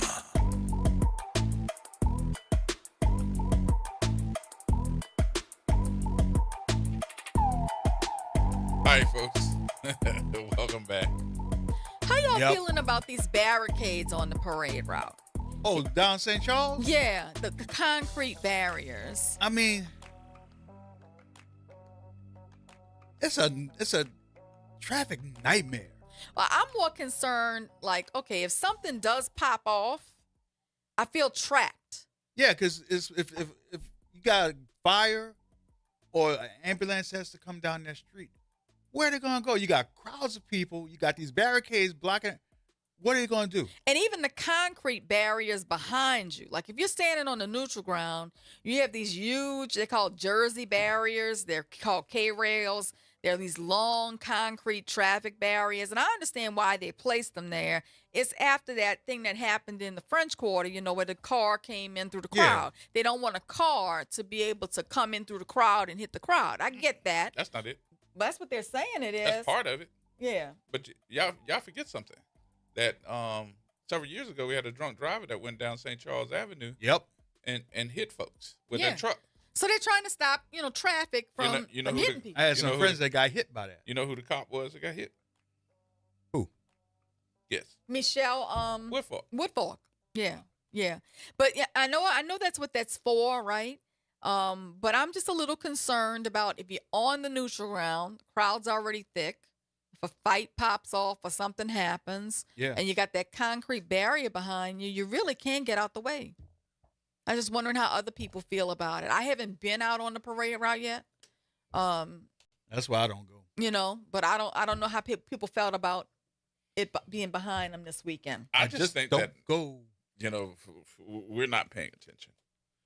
We're talking about throw me something, so they ain't looking back down. It's on one side of a two-way street. One of the most sobering things I remember from last year, riding on the float last year and being a character, is the Mardi Gras briefing we had when they do the Mardi Gras press conferences at the very beginning. Mayor Cantrell addressed all of us, and she said this was right after what happened, in January on Bourbon Street. And she said, we're going to do our very best to keep you safe. We're going to have dogs to come sniff your floats at the float den. We're going to have dogs to come sniff your floats once you get on the parade route, just to make sure there are no bombs. But we need you to be hyper vigilant because we can't prevent every type of attack. And Emil and I, had a conversation about it as we left because our entire family was riding the float with us. And my grandson was going to be on the front of the float with us. And so, the entire time we're riding, you just have this feeling like you're scanning the crowd. You just want to make sure, there's nobody trying to hurt us while we're riding because we are trying to protect our grandson too. So, it just, and we had a little girl riding with us too, who was like a little lady shot, so I had two 9-year-olds on the front of the float with us. And it's just an eerie feeling, and you shouldn't have to think about that when you're riding on a float. But that terrorist succeeded in what he set out to do, was create terror and fear monger everyone so that you can't have a comfortable, fun time. Right. That's why I just don't go anymore. Yeah. Well, we had a great time. We had a great ride. It happened to be Emil's birthday. So there were signs along the ride wishing him happy birthday, which was great, But it's a whole nother thing now that's in the back of your mind when you're riding on these floats, particularly when you're, a maid, a duke, or whatever, in a parade, and you're right on the front of it. You're scanning the crowd. You're just looking for any kind of risk you might see while you're riding. I never forget. When I first moved here, I had no idea because I hadn't been to Mardi Gras. But when I first moved here working with Q93, we had a picture-perfect position to see all of the floats that came down Canal Street because we used to do live broadcasts from atop of the balcony of the McDonald's on Canal Street. So you could actually walk out on that overhang on Canal Street, and we would be on top of there doing the live broadcast of Demian, all of those at that McDonald's. Yeah. And I had never seen floats that were as elaborate as those. The big alligator coming through and all of those big floats. I was like, wow, look at this. I was intrigued. Now, but let me finish. Okay. But when I seen it and had seen it so many different times, I don't know if it's because I done got old or what, but my enjoyment of the Mardi Gras went away, of being out during all of these parades, and I just don't do it anymore. I'm going to tell you what takes some of my enjoyment away from being in the crowd. When I was a little girl, you'd go to the parade and you stand up on the ground and, you just kind of watch the floats pass by. But now people got to bring a couch. They got to bring a whole huge living room grill, setup. a whole living room set. You ain't and lying, they tied, and the ladders are strung up Yep. on the whole first row, blocking everybody from seeing the float. And, don't even try to squeeze through if you know somebody on a float. who wants to hand you something or hand your kids something. They block you. It gets very rude out there. Now really fast. Those parades that come down from City Park and come up Canal Street, you are not lying. Those folks have tents and sit couches out on the neutral ground, which I think is well, I didn't think it was dangerous because they said, oh yeah, and by the way, the streetcar is not going to be running, so they set them right on top of the daggone streetcar line. Yep. Couches. But what they started doing last year, they told them they couldn't put things out there. You could only come out 12 hours before the parade or something like that. You can't camp out. And they said, if you put your stuff out there, we're going to pick it up and throw it away. And they lost a lot of stuff. I was leaving Zulu, the Zulu ball, and that was like 3, 4 o'clock in the morning. On my way home, coming down Canal Street, and them people was sitting out there watching television underneath the tent on a couch on the streetcar line. My son-in-law's birthday is like around Mardi Gras. Like today's his birthday. Happy birthday, David. And he loves Mardi Gras. He's not from here. He's from New York, but he loves it here. And so he and his friends would camp out on Lundi Gras for Mardi Gras morning. It was crazy to me. And they would do it whether it was freezing, whether it was hot. They were just out there doing it. But it never failed. They'd camp out all night, and then you get there in the morning, and then people are coming and get in front of them with the ladders. But I mean, it's just that's the thing that kind of takes the joy of it away from me. The fact that children can't approach the float anymore because they can't get through the ladders. And it's not predominantly our children who are on these ladders, let's face it, and they can't get to the front to get something from the float because of the ladders, and then the people being rude just because they're trying to get to the front to the front. You know what's the thing that got me? We're having portalets out there, which they can't do anymore. Yeah. Well, guess what they're doing now? They get a little pup tent and put a bucket in in the pop. I saw it last night. Yeah. That's what they're doing now. I say, where there's a will, there's a way. Be like, I wish I would sit your butt I tell you down what, I enjoy Mardi Gras for me now is being at my office and watching Zulu pass. And then if anybody else wants to take that 4-block walk and go to St. Charles to go see Rex and go see the truck floats, they can do that. But I just sit on my balcony. I like to watch Zulu. I like to get in the street when Zulu is passing and see everybody and say hello and, network with people and enjoy people out in the street that I haven't seen in years. And we're going to do our own Gallia Hall. Yeah, we're going to do our own Gallia Hall this year. But we're going to, I enjoy that. And then the Indians come by. Usually around 1, 2 o'clock. And I get to watch the Indians pass too. That's Mardi Gras for me. And then if my husband's not too tired when he gets off the float or walking with the tramps, then we go catch Mardi Gras under the bridge, on Claiborne, and then we head to the Zulu Club. That's Mardi Gras for me. Last time I did Mardi Gras was 1998 when I was doing my second stint at WYLD. And when you said under the bridge, that was the last time I went, was just to be under the bridge. Experience it one time.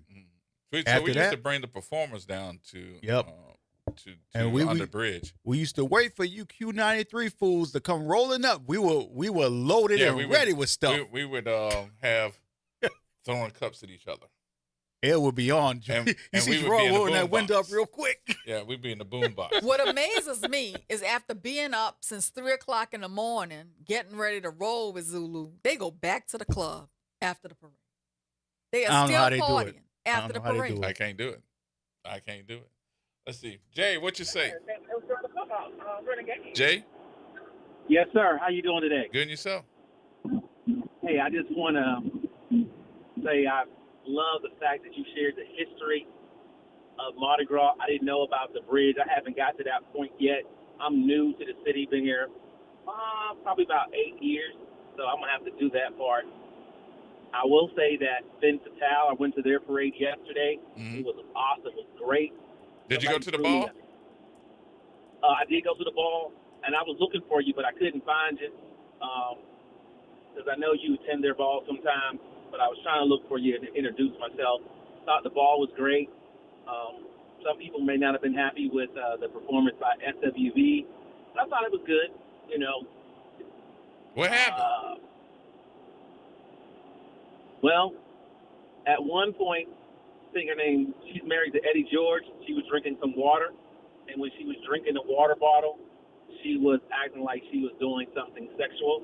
Oh. So some people didn't like that. Gotcha. Well, just so you know, Mardi Gras under the bridge. Damn, to a whole water bottle? Yeah, Mardi Gras. I knew he was going to get into it. That's why I just dumped right in. Damn, Jay, you ain't take no pictures? Underneath the Claiborne Avenue overpass, okay? Underneath the Claiborne Avenue overpass, you will experience a different kind of Mardi Gras, a different kind of culture. And that area, you'll see Zulu Pass, and then you'll see some truck floats that do come by that area, right? And if you stay under the bridge, the Indians come out and the second lines happen. And there's usually DJs under the bridge. So it's kind of a club-like atmosphere underneath the bridge. And what time is this again? So it begins at like 8 in the morning. They start going out there 8 in the morning and they hang out there. And Zulu Pass is right underneath there. And I got to tell you, for Zulu, it's the best spot, in my opinion, because Zulu loves coming to that area because that's their traditional neighborhood, their traditional route. And so, it just kind of hypes you up before you get to the club and end the experience. But it's an experience, I think, of cultural survival, community ownership of Carnival, Black Mardi Gras at its best. It's a different atmosphere now from St. Charles Avenue. May not be as family friendly. There's gonna be a lot of cussing under the bridge with the DJs and whatnot. Okay. Well, I got another question for you. Y'all may need to explain proper protocol because I don't mind letting people, like if there are people standing behind me and their son is in the parade and they want to take pictures, I'll say, hey, come on. But there's a person yesterday, I was on the fence, I took 2 steps back and they cut in front of me and I was like, I had to let them know, I said, look, you know what I'm saying, this is not what you do. Now they claim they're from out of town, they're from another culture, so I kind of let them slide. But I do think people should know. I said, look, y'all got to be careful out here because y'all can get hurt cutting in front of people like that. But yeah, the protocol is supposed to be nobody owns the street, right? And the protocol is supposed to be you get out there, you try to stake out a little spot, most families and friends do, and they're hanging out. But, you kind of respect the little kids, right? If the little kids want to come to the front and they want to go try to get something from the float because they can't catch anything in the back, why not let the little ones in front of you? And look out for them, too, because, they tend to run by these floats a little bit too close, right? So you got to be a little hyper vigilant. But these older people who just try to come and walk and stand in front of you when you've been there, staked out, 2 hours before the parade, they know better. They should know better. Just kind of politely say, hey, man, we've been out here since 5. My kids can't see, my wife can't see, whatever it is, right? And most people will be respectful and move on, right? But you will have some that are just going to be rude. Like one group. Yeah, they're just going to be rude about it. And then, Jay, beat them down, bro. Beat them down. Mm-hmm. I'm trying not to go to jail. No, we're not doing that. We're not beating anybody down, right? We're gonna respectfully say, "Hey, I really can't see. No, you mind don't do moving that, over?" Jay. Don't do that. But, I'm just pulling your coattail. But I think that you will. Did a great job. I think you will enjoy seeing Mardi Gras under the bridge. I think it's an experience everybody should enjoy. When I was a little girl, that's all we knew, right? So it's really a good experience. You should try it at least once. Yep. Now, let me tell you one thing, and I'm going to go, if I could just say this. The one thing that I understand why people don't go to Mardi Gras is getting home from Mardi Gras. It took me so long to get home. Yeah. I missed the first part of the Super Bowl. But, Yep. It's gonna be traffic no matter what. Yeah, if they could solve that traffic, I would, man. There ain't no way to get around it. No way to get around it. So, all right, Jay. Thank you, man. Mardi Gras. All right, y'all. We got more coming up in just a minute. We got to take a break.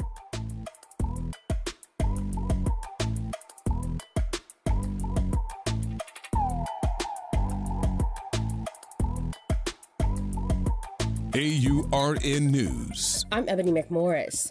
The deadline for DHS funding is looming with just days before. Democrats are holding firm on a sweeping list of changes to how ICE and Border Patrol operates. Body cameras on agents is what they want. No more masks hiding their faces, tighter limits on force, and an end to those roaming neighborhood sweeps. They also want stricter rules before officers go through anyone's front door. More sunlight when raids turn deadly, and real penalties when agents cross the line. This is not a small fight. Folks in both parties are already saying a partial DHS shutdown is very much on the table because neither side wants to look like they've caved on the border in an election year. If talks collapse, ICE and Border Patrol keep running under last year's Trump-era funding, but the pain will show up at TSA lines, staffed by people working without a paycheck, Coast Guard crews stretched thin, and parts of FEMA and cyber defense dialed back. The question is, how will Americans react to the shutdown? For AURN News, I'm Ebony McMorris.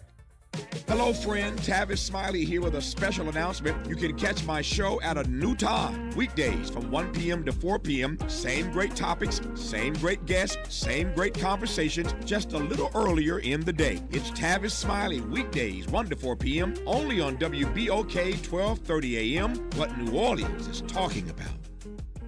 Tired of the impersonal, one-size-fit-all style of banking? You deserve a bank that delivers exceptional service and personalized attention to your needs. That's the Home Bank Standard. Since 1908, Home Bank has been a trusted financial partner for businesses and families because we go the extra mile to help you reach your goals. See for yourself why Home Bank is good for business, good for life. Stop by any New Orleans area location or find out more at home24bank.com. Home Bank, member FDIC. LifeCare provides valuable whole life insurance to cover final expenses such as medical bills, burial costs, and unpaid debt. A final expense insurance policy is fast, easy, affordable life insurance that's available to anyone between the ages of 50 and 80. No medical exams, no lengthy questionnaires, and no waiting period. The application process is quick and easy. You can even apply without having to undergo a medical examination. Just answer a few questions and we'll do the rest. With the average funeral cost skyrocketing to $11,000 and Social Security only paying $255, you need simple, affordable peace of mind for you and your whole family. Don't leave behind unpaid expenses that, if left unattended, will burden your family tremendously. Benefits include a guaranteed premium that will never increase, a guaranteed cash value, and a guaranteed death benefit that can never decrease. To find out how you can get final expense insurance with a guaranteed lifetime rate lock, call LifeCare at 800-571-9955. That's 800-571-9955. 800-571-9955. WBOK. Listen now on WBOK1230.com. Here we go. The reality check on WBOK 1230 AM. All right, folks, welcome back. Welcome back. Before we go, let me check you on this one because we didn't really get to it because we were talking so much about Mardi Gras. What's going on? Congratulations to the folks that won this past weekend. I see that we had low voter turnout. Congratulations to your new representative I think we got one or two runoffs. We will definitely be checking in to see if we can get them to come over here and debate the issues because that's needed. The other thing, too, that I wanted to bring up was that racist post that was put together by your president who said he did not do it, where he had Michelle and Barack Obama as monkeys. Did you get a chance to see the whole video? We did, and we talked about it on Friday. But I just wanted to bring it back up again because we didn't see the whole video where they said that this was a parody of The Lion King. Right. Whoopi Goldberg came up this morning and said on The View this was not a parody of The Lion King because, first of all, they didn't have any apes in The Lion King. And then she was not a hippo. They didn't have any hippos in The Lion King because she was in The Lion King. Second part of this is I don't even think what was taken in as a point that this was portrayed to be what it was, and that was a racist. And I'm not going to think any different because we now have folks that are saying, look, y'all didn't see the whole thing. This was a portrayal of the Lion King, yada, yada, yada, yada. No. You don't and you probably need to read the room a little bit better because of the fact that you have a position of a former sitting president and his wife as apes. What are you thinking? Nothing except racist rhetoric. Some of these folks that are now coming up and saying, yep, it's racist, it's racist. One of them being Tim Scott. Dude, I'm glad you finally said something. And you said this has got to be the most racist thing you've seen come out of that White House. I'm sorry. If that's the most racist thing that you saw coming out of that White House, there's something wrong with you. When you start looking at all the stuff that helped and should have helped black people and people of color for the last year and a half, where we start losing our grants, where we haven't helped the black farmers, where we're seeing that you're trying to injure people with food subsidies, when you're trying to do so much to injure people that need it the most, and you think that that is the most racist thing that has ever come out of this White House? Maybe I missed something. Did I miss something? You didn't miss anything. It's racist. There's no defending it. No defending it. It's indefensible.